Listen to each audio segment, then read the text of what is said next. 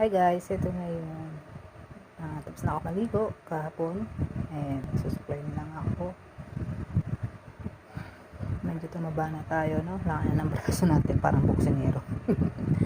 Okay, so yan, supply lang. Then snack na ako ng tasty na may mayonnaise, and then yung Nutella naman.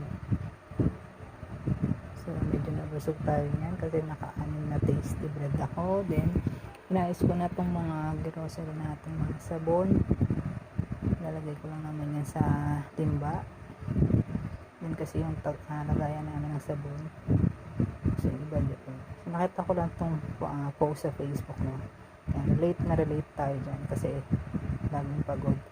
And, inaantok ang mga buntis. And then, ito naman, kapag weekend, ang di lang naman ginagawa ni Jandidag yung pagtutupi kasi minsan ay nagluluto naman siya kapag Sabado o Linggo. So, ito umaga na, kinabukasan. So, ang ganda ng sikat ng araw. Nagpaaraw ako niyan sa loob ng kwarto kasi may pumapasok naman na sunlight sa loob ng kwarto. And titipid ako ng lakas kasi maglalaba ako sa bahay ng nanay at tatay ko kasi meron doong automatic washing machine.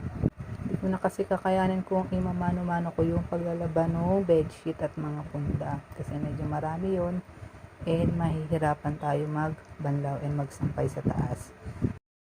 Ayan, nakarating na ako sa amin and bago ako pumunta sa amin may binili na akong champurado and pandesal. So may sobrang pandesal sila and meron silang peanut butter, so kinain ko na din. Pero di ko naman naubos yung pandesal and binigay ko na rin yung kalahati ng keso. So ito, naglaban na ako.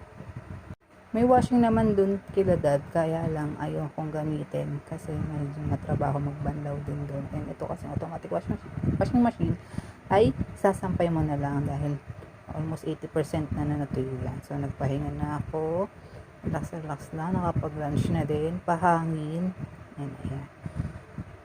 So ang laki na ng tiyan natin. Normal naman daw yung fetal length, sabi ng doktor. So yan muna, bye.